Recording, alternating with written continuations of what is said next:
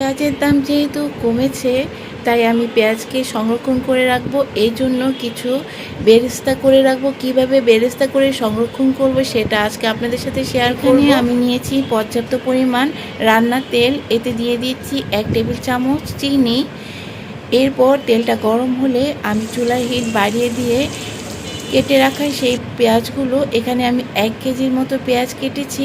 আপনারা চাইলে এর থেকে বেশিও সংরক্ষণ করতে পারেন।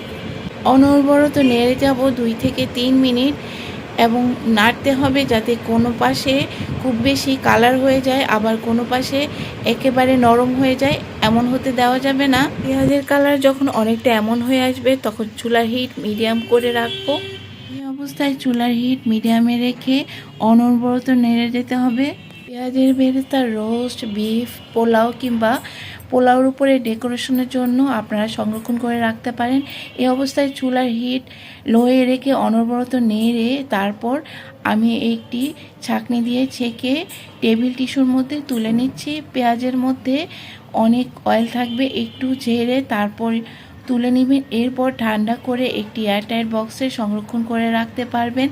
1 মাস বাইরে থাকবে এবং 3 মাসের মতো আপনারা নর্মাল ফ্রিজে রেখে সংরক্ষণ করে রাখতে পারবেন। আশা করি আমার এই টিপসটি আপনাদের ভালো লেগেছে। সবাই ভালো থাকবেন, সুস্থ থাকবেন। আল্লাহ হাফেজ।